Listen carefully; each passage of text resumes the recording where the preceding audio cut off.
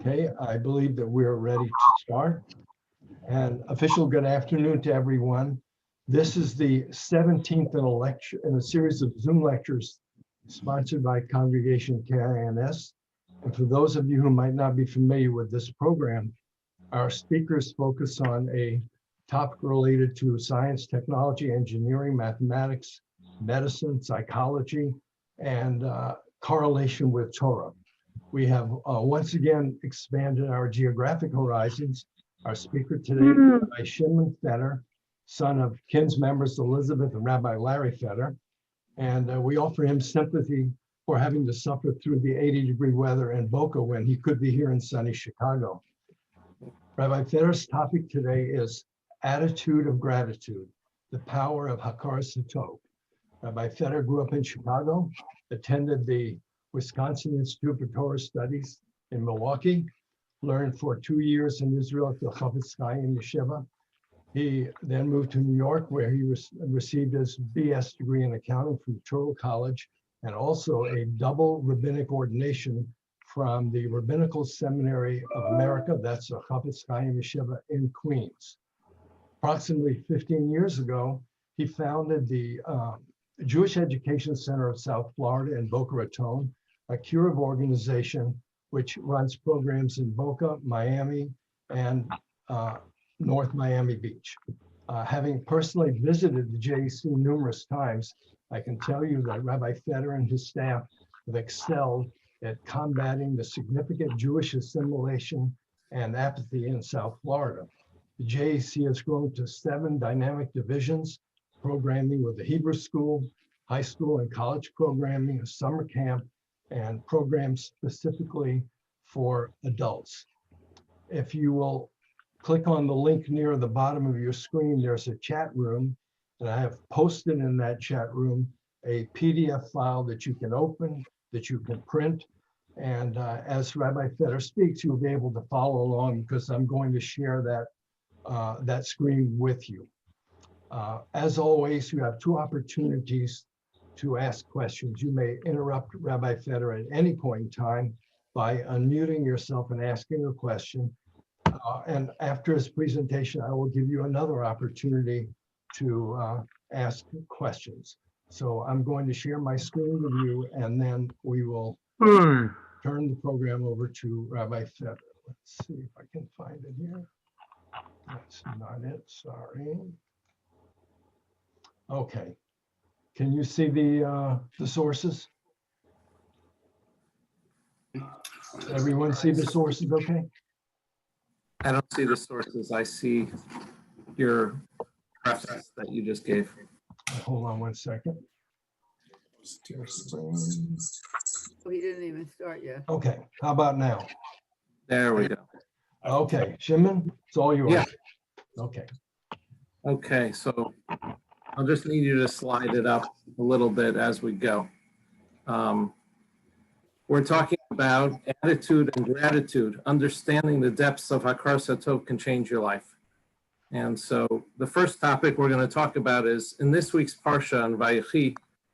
It says, Vayechi Yaakov be'eretz Mitzrayim 17 shana. And Jacob lived in the land 17 years in the land of Egypt. And it says, Vayehi yemei Yaakov shnei chayav sheva shanim shana. And so the span of Jacob's life came to 147. That's what it says in the first pasuk, in the first verse of this week's parsha. The commentators, the Chizkuni and the Das HaKenim, they have a problem with this, is because we previously said that he moved down to Egypt when he was 130 years old. So if he was 130, we did that already, and then it says he died at 147 in Egypt, most people can do basic math, and basic math tells us that he lived there for 17 years. Why then did the verse need to say, and he lived in Egypt for 17 years? That's the question. Because nothing is extra in the Torah, and if it's telling us that he moved down at 130, and he lived till 147, I can deduce that he lived there for 17 years. And the Chizkuni says as follows.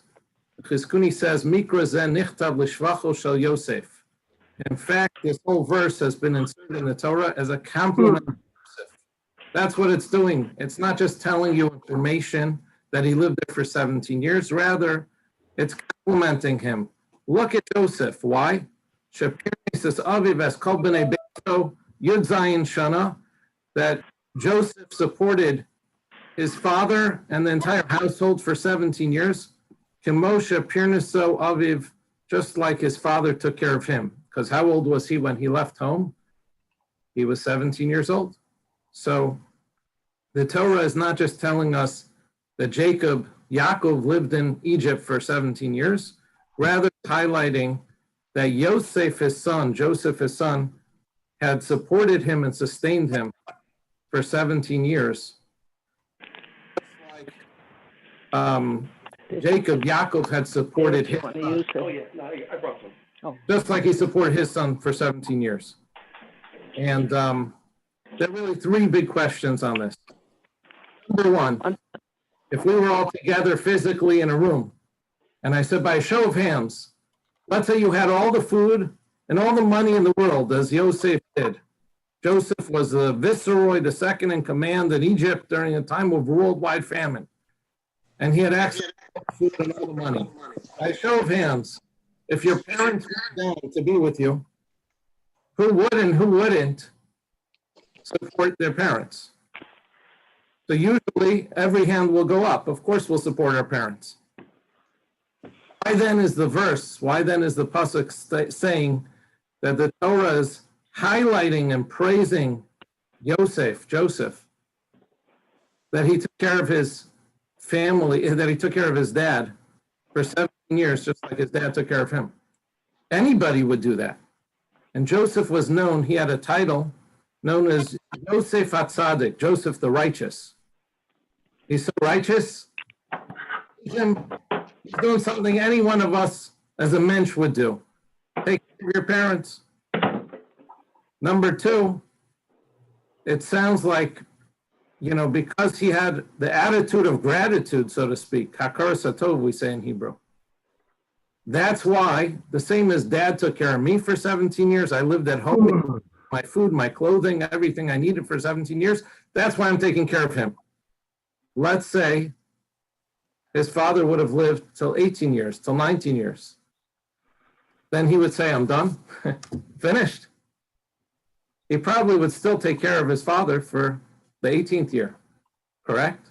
What's going on with the laundry? So, and the final question is, it says that just like Yosef took care of his father, just like his father took care of him, he took care of his father. He says, and an entire household. So I want to just share, I'm going to finish up this lesson, and then if anybody has questions or comments, and then we'll go on to the next page. But it sounds like there's one answer to all these questions. It's simple, but the answer is that it wasn't that Joseph, the righteous, Yosef HaTzadik, did anything, did a type of action that was extraordinary, because anyone would do like that. However, it was in the way he infused enthusiasm and excitement. Wow, Dad took care of me for 17 years. I can take care of him with excitement, with zeal, with happiness for 17 years. Let me give you an illustration. Let's say Bill Gates, my dad would know better. I don't know exactly when he started, 30, 40 years ago. Let's say he starts tinkering in his garage, and he comes to one of us and he says, nobody believes in me. I'm tinkering in my garage. No one's ever heard of Windows or all these operating systems. I need you to gift me, or I need you to lend me, or I need you to invest with me $10,000. And so you went to college together and you give him $10,000. And he says, thank you so much. That's going to help propel my business. And he does better and better and better until he's a billionaire, world renowned. And then, God forbid you fall upon hard times. You go over to his house and you say to him, look, you remember that time I gave you the 10 grand? Oh, sure. Here's 10. No, here's 20. Imagine you knock on the door. A month or two later, Bill, I need you to help me again. You remember when I helped, Okay, fine. Here it is again. You do that however many times. At a certain point, he goes, I'm done with you. I had gratitude, but I'm done. I helped you so many times. Leave me alone. Get lost. Maybe he'll even give you something, but say, please get off my property. We're done. A father doesn't do that with his child. A parent doesn't do that with their child. Whether it's the waking up in the middle of the night or feeding them or clothing them or whatever they need. Joseph was able to enthuse the attitude in his gratitude to his father that for 17 years he says, wow, I have the opportunity to take care of dad. The same way dad took care of me with love and never to be exhausted, always to be exhilarated, always with a smile on my face. It doesn't get old. Not like the story with Bill Gates. Father doesn't do that. And so Joseph was able to use that tempo in how he helped his father for 17 years. Of course, he would have, for 18 years, for 19 years, he would have helped him. But maybe he wouldn't have focused in on the same attitude of the gratitude of what he received. And the quality of the mitzvah that he did was why we highlighted it in the Torah. And that's what was so special over here. So the attitude that he had was something very, very special. And that's something that he was ecstatic about. And that's why also, the same way a father takes care of all the needs of the child, that's why Yosef would take care of all the needs and not just repay him, but would repay the whole family as well. And that's why it says he sustained the whole family and provided for the whole family. It's something that we can do. We can elevate even the mitzvah of gratitude, even to pay someone back or help them. We can elevate the enthusiasm to a whole nother level. And that quality of that Hakaras HaTov, that attitude while having gratitude, can be something special, so much so that the Torah highlights it. Okay, I just want to open it up for questions right before we go on to the next page. Questions, comments, anybody? Okay, so then we'll take it to the next page. And I have my page turner, like old times in Kins. Okay, even to inanimate objects, even when results will be identical, and even similar to Moshe, fine. So we're going to discuss this. It says in the Torah in Parshas Matos, it says that the Das HaKenim tells us, Vayishlach Moshe, God tells Moshe, I want you to gather together, I want you to dispatch, and I want you to gather together an army, and I want you to destroy the Midianites who started in with the Jewish people. And so it says that Hakadosh Baruch Hu Amar LaMoshe, God said to Moshe, Nikom nikmas ata ba'atzmecha. God tells him, I want you to put together an army and take vengeance and fight the Midianites. And then what does he do? He sends other people. Mishloach achirim, he sends other people. Why would he do that? Does Moshe have a hearing problem? God tells him, you do it. And he goes to tell other people to set up an army to fight the Midianites. Why would he do that? So he continues, El al yedei shenisgadol b'Midian.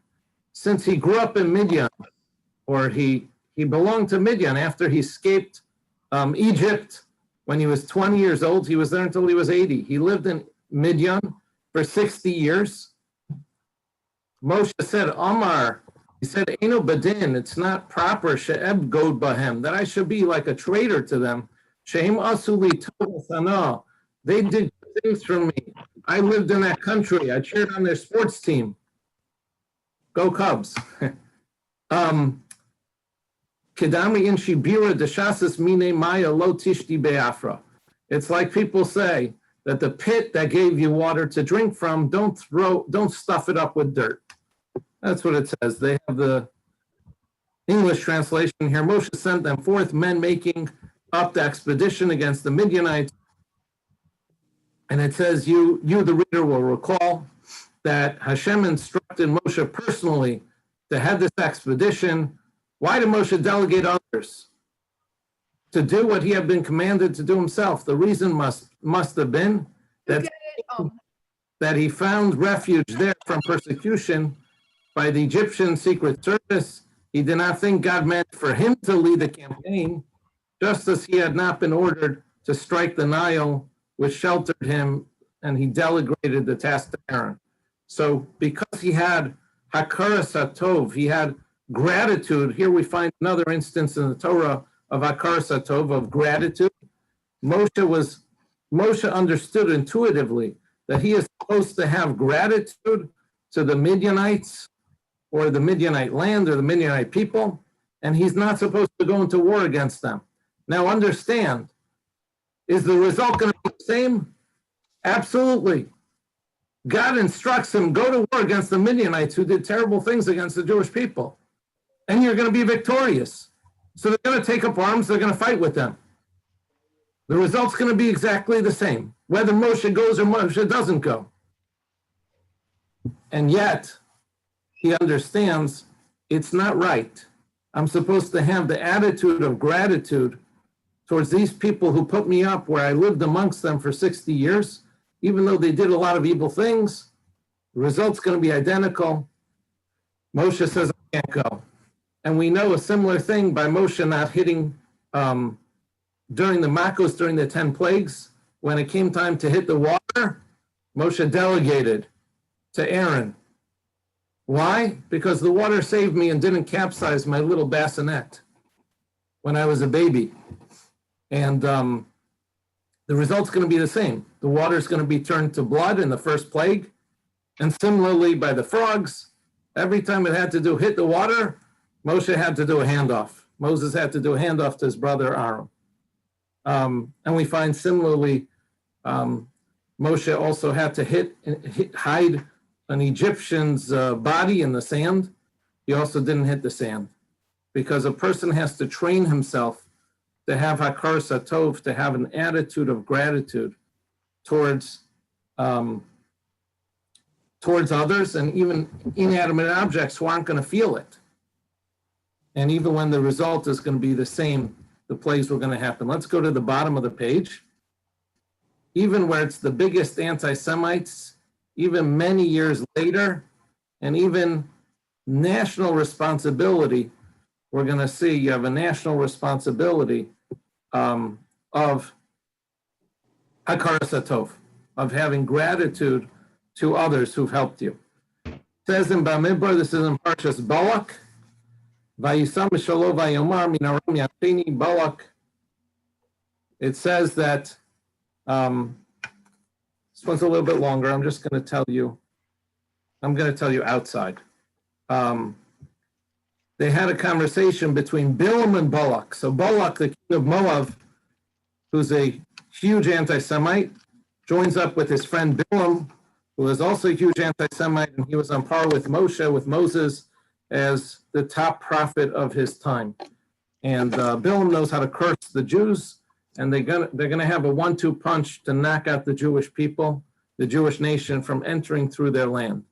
Jewish people didn't do anything to them, and they want to kill them. But they're afraid that the Jewish people have gone to war against other people, and God has been helping them. They're not going to be able to do it. So Balak hatches a plan. I'm going to come with my armies and try to fight them. That won't be enough. Instead, you, Bilam, you have the power to curse God. You know, during a certain time of day when curses will go through Kabbalah, through how God set up the world, you're going to curse them and weaken them, swoop in with my armies, and we're going to kill them. Balak and Bilam were such anti-Semites, they had no problem killing the Jewish people, whether it's men, whether it's women, whether it's children, whether it's a total massacre. And yet they have a conversation here. Later you can read it in English. They have a conversation in this Dasakanim, and basically they say, it's the Rabbeinu Bachaya, and they say that they should have had Hakaras HaTov. they should have had tremendous gratitude towards the Jewish people, and instead they were kafui tov. They were denying the good. What did Bilam and Balak owe to the Jewish people? A debt of gratitude? What did Bilam and Balak get from the Jewish people? So we know that Balak, the king of Moab, Moabites descended from Lot. And Lot was saved from our great-grandfather, Abraham. Abraham was told that Lot has been captured and there's a massive war going on, the 4 kings against the 5 kings, a massive civil war. And Abraham comes in, swoops in, and saves Lot's life. And from Lot's descendants came eventually Bilam. And so in this piece it talks about in the Torah, how is it possible, says Rabbeinu Bachaya, and he brings it out from the pasuk, from the verse in Balak, how is it possible that Bilam didn't have gratitude to the Jewish people? Excuse me, how is it possible that Balak did not have gratitude for the Jewish people, that they saved his grandpa and he wouldn't be alive if Avram had not saved Lot?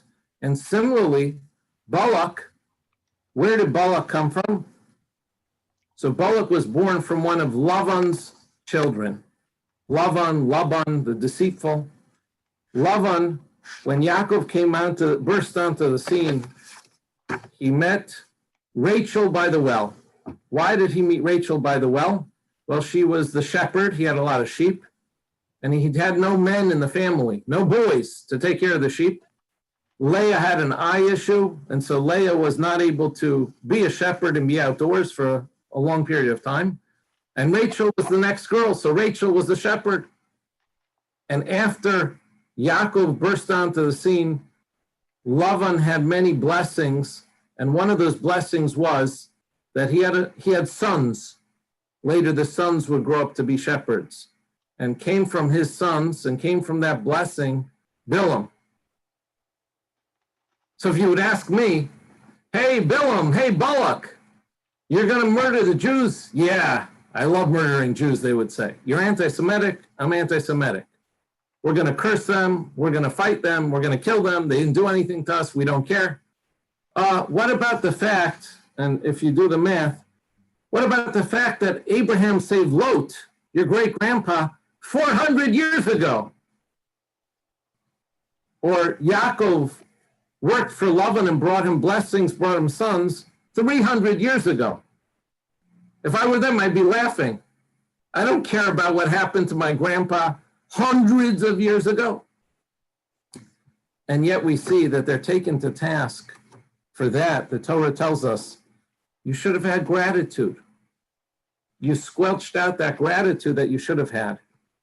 And you did not have an attitude of gratitude. And one of the things they were majorly punished for is that they didn't have this gratitude towards the Jewish people hundreds of years later. So you're talking about anti-Semites, you're talking about many years later, and we see not just that an individual has responsibility to have an attitude of gratitude for people who help them, but even on a national level.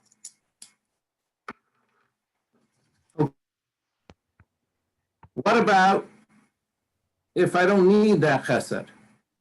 How many times have people run into, a shiva house, and thankfully the whole community takes care and helps them, and everyone's bringing in a deli platter, a bagel lox and cream cheese, who knows what, so-and-so made dinner, and you hear the host say, I don't think we could take any more food. I don't know what to do with everything. We're so grateful, but I don't know what to do with everything. Do I have to go try to bring food? So it's very interesting. It says in Kiseitse, right here, it says that Ammon and Moab, descendants of Lot, cannot marry into the Jewish people. Why not? We're going to stick it right here. Let's stay here. Because, right here on the top, because they did not meet you with food and water on your journey after you left Egypt, and because they hired Bilam, the son of Beor, to curse us. Now, one of them is pretty bad. You hire people to curse us and then to come in and kill us. That's pretty bad. What about the other one? You didn't come and greet us with food and water.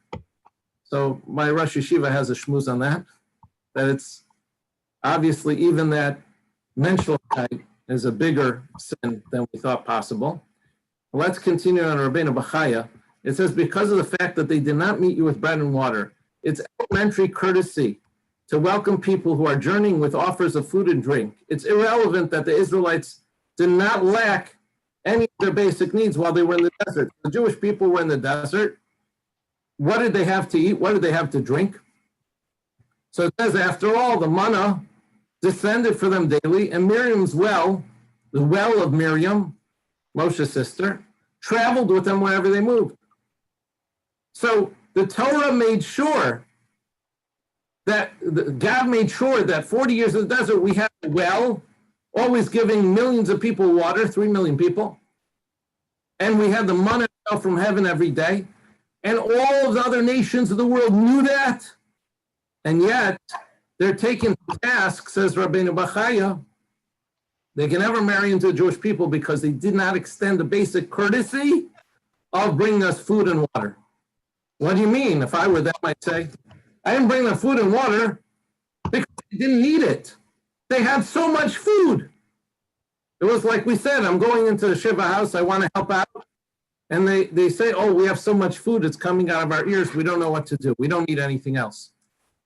It seems like if you have Hakaras HaTov, then you have to make sure, and it goes on and explains that it's because of Hakaras HaTov. It's because they should have repaid us with goodness, because again, they descended from Lot and Abraham had saved them. So we're descendants of Abraham. So it's pretty amazing that there's a responsibility to extend yourself in gratitude and in kindness, even when someone doesn't need it. So what you do is you say, I'd like to offer my services. Okay, let's continue to the Ralbag on Rus. And I really want to finish up soon and just open up for questions. So I'm just going to tell you what he says in the English. It says in the Ralbag and Rus that we look into the story of Ruth, and her mother-in-law Naomi. So Ruth was the daughter-in-law of Naomi, and Naomi lost her 2 sons. And so Ruth decides she's going to go back with Naomi to the land of Israel.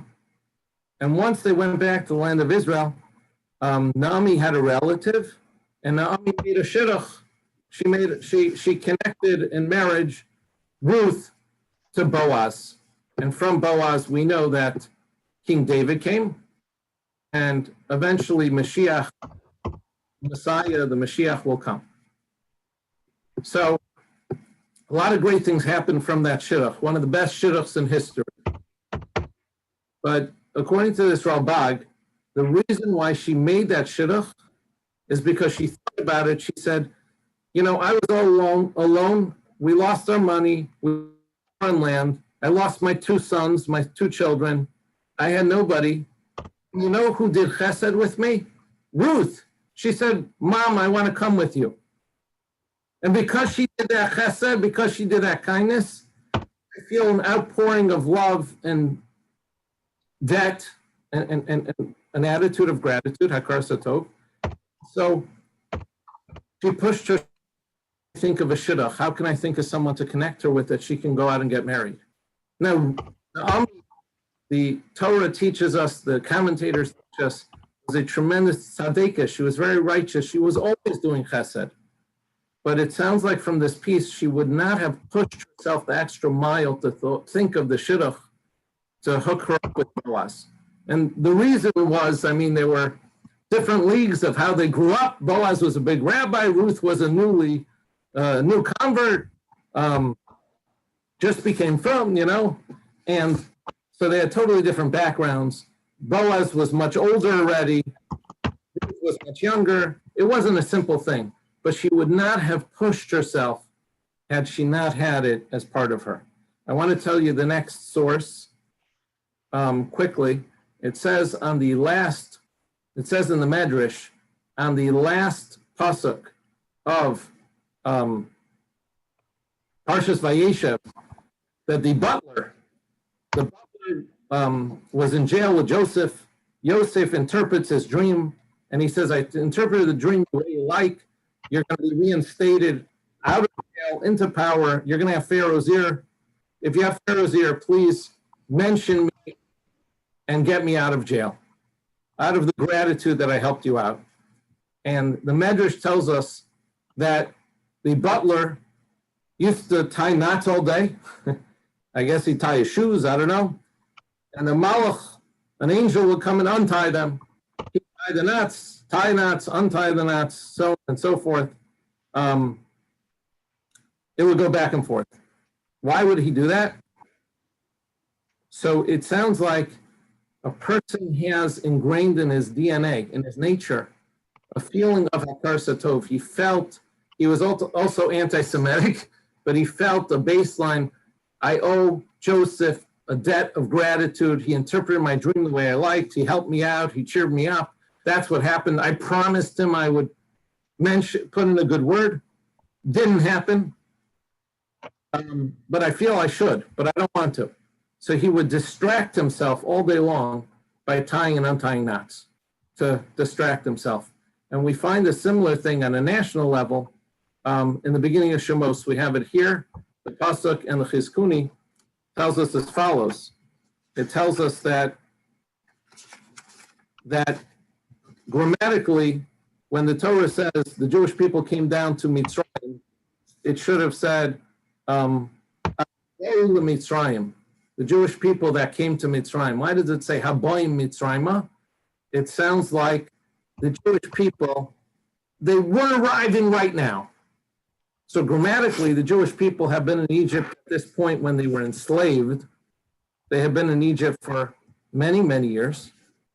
But the psyche was, we owe a huge debt of gratitude to Joseph and his family who saved our entire country, our economy. They saved us from world famine. He stored the food. He treated us so nicely. We owe them a debt of gratitude. We can't start enslaving the Jewish people. So you know how they got around that? They started telling themselves, the Jewish people, they just came yesterday. They're just arriving now. They're just getting off the boat now. So innate in their DNA was a debt of gratitude. That was their attitude. We have such deep gratitude to the Jewish people. We can't enslave.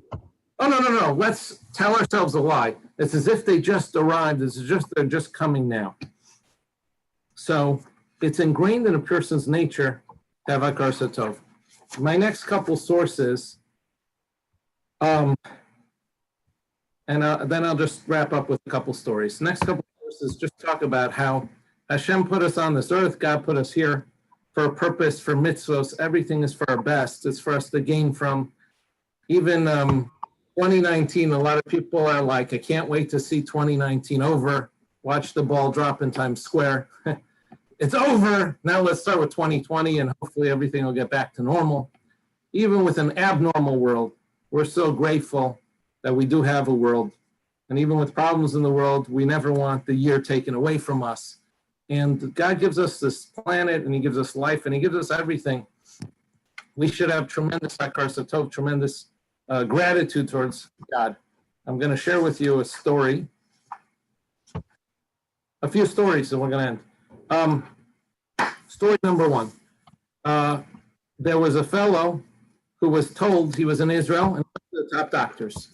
And the doctor said to him, sir, Yes. it looks like you're gonna lose your eyes. We see something is growing behind your eyes. You're gonna lose, unless maybe you travel to America to the top surgeons, and there's someone there who may attempt to do a surgery, and maybe he can correct. The guy travels to America, and he meets with this top surgeon, and they do scans. And the guy comes to him and he says, I'm so sorry. There is absolutely nothing that I can do. There's nothing that I can do. Prepare yourself. but we need to remove the eyes, otherwise things will be growing and it's going to kill you. And I don't know if it was some sort of tumor or tumors, but there is absolutely no hope. I'm sorry. I'm sorry. Guy says, I just need a few hours. I need a few hours to myself. I'll be back. And he goes to the local show. And if you slide down to 22 here, it says Siddur Ashkenaz, and it has the nishmas. He says nishmas with all the kavanah. Nishmas is talking about the praise of everything that God does for us on this planet. Our eyes, our ears, our feet, we can never praise Hashem enough. We owe him so much. There's a lot we don't deserve. He pours out his heart to Hashem, and instead of saying, thank you, God, God, why me? Did you put me in this predicament? He says, thank you, God, for the decades that you gave me my eyesight until now. I never truly appreciated you and everything you do and did for me until this moment. And my time I spent with my kids and my grandkids and school and friends and work, and I had usage of my eyes. I'm so grateful. I've never really focused in on it. And he finishes crying. He feels like a whole weight's been lifted off his shoulders. And he goes in to back to the doctor. He says, okay, I'm ready now. And they say, oh, okay, let me just run one more scan, and then we're gonna get started on the surgery to remove your eyes. He comes back in. It's a miracle. It's a miracle. And he realizes he had a certain condition which over the course of the next couple months will correct itself. He had no problems whatsoever. I'll tell you a personal story with Nishmas, and I won't give you the details, but you can ask me off air. A couple times we had issues. One time we needed a lot of money with our organization last minute. And one of my rabbis came in and said, Roshaya Cohn in the Five Towns, who's a big Baal Bitachon, he has a lot of faith in God. He got a Nishmas party together. He needed $1 million for his yeshiva, and he put $1 million together. And this is a very holy Kabbalistic prayer. It's to be said with a lot of kavanah. And he said it with 10 people. He had a meal about the $1 million he would be getting for his yeshiva. God, I have my faith in you. And he got it. He got it. So I said, when we had a couple difficulties also financially with our organization, I said, I'm not going to embarrass myself in front of 10 people. You know, I'm not on Rabbi Cohn's level. But I did use the Nishmas, and we did have a couple different miracles as well. So the Nishmas is really the focus of having an attitude of gratitude. I'm going to end with one last story from Shlomo Simcha. Yoel Gold puts out inspiring stories all the time. He put on recently something from various different Jewish singers, famous Jewish singers, different stories that they encountered. Shlomo Simcha tells a story that when he was young in his musical career, he would sing at a lot of weddings. And one time he got a small wedding, he took it. And then later, he got a huge wedding with lots of pieces and and a big band and that. He canceled on the first people, even though they were very upset with him. And he went to the second wedding. And somehow, some way, all the cash that he had for all the different pieces disappeared over the night. And he ended up being out a lot of money. And he said to himself, it's because I canceled on those first people that God wanted to make it that I had no gain and no benefit from this. He continued on, fast forward several years. He said, at that point, I made a Kabbalah. I accepted upon myself never to change a date on someone if they weren't okay with it from then on, no matter how big, no matter what it was. And so fast forward several years, he promised to do Hachnasa Sefer Torah. That's a chesed. People who couldn't afford his fees, he would do a few of these pro bono weddings a year. And he does this pro bono wedding, and he puts it down, and he didn't realize at the time the English date was Lag BaOmer. right about a month after Pesach, which is a big day for getting married in the Jewish calendar. And one of his big employers calls him up, says, "You did my first 4 chasanas of my kids. My 5th one's getting married. Oh, mazel tov. You're going to do it, right? God willing. I'm paying very nicely." And he tells him the date. He looks it up and he says, "Rabbi Yid, we got a problem. I can't do that date. I already accepted Tachnasas Kala. I accepted to do this other freebie." And he says, "Do me a favor, call him up. Tell him I'm giving $5,000 to this guy who's getting married, who doesn't have much money. $5,000 to let you out of it." He calls him up. He goes back and forth. He says, no. Calls him back, $10,000. He says, no. He says, $15,000. He says, no. He says, call him up and make the deal and come to my wedding. He calls him up. He goes, what's it going to take? And the guy says, "It's going to take anything, because for no money in the world am I going to give you up." He said, "I do big fans." He said, "I'm not a big fan. I've never heard your CDs." He says, "But my mother, she's an almana. She's a widow. She brought up all her kids, all her boys by herself. And she's never asked for anything. And when I told her that you were performing at my wedding, she said, wow, I enjoy Shlomo Simcha. I enjoy him." And he says, "I've never been able to show true hakaras hatov, true appreciation to my mother. And now's the one time. Priceless. I'm not giving you up to anybody for any dollar amount in the world." And so this is the depth of hakaras hatov we spoke about, both in individual, national, inanimate objects. Even anti-Semites were responsible in the Torah, Bilam and Balak, to have hakaras hatov. It's ingrained in us that we want to help people. We want to give back, especially if anyone's ever given to us. Our parents, we have our town, we have Hashem to be grateful for. Let's try to be enthused, and let's try to do it with the best attitude and the attitude of gratitude. Okay. Any questions, comments?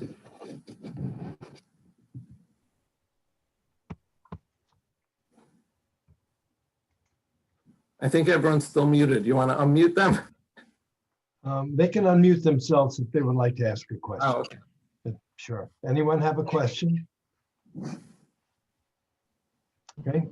If not, then I would like to thank Rabbi Fitter for his excellent presentation today, especially all the time that he devoted to preparing for it. And I would like to mention to you just a couple of quick things. The next 2 STEM meetings will be the next 2 consecutive Tuesdays. We're honored next week to have Rabbi Yonah Reese, the Abbestin of the Chicago Rabbinical Council, will be speaking to us January the 5th, 12 noon. This topic will be environmentalism and halacha. And on January 12th, the speaker will be Rabbi Sholem Fishbane, who is the Kashrus Director of the Chicago Rabbinical Council. And his topic will be food manufacture and kashrus considerations. Hope you'll all tune in next 2 weeks. And at that point in time, I'll indicate what the schedule will be for the remainder of January and into early February. I think you all probably know, but at any point in time, if you want to be reminded of which topic is coming up, simply go to the KINS website. There will always be a pictorial there that will show you the topic, the speaker, the time, and the date. Assuming there are no other questions, then I will shut this meeting down. Again, Shimon, thank you very much. And hopefully we'll see you all next week.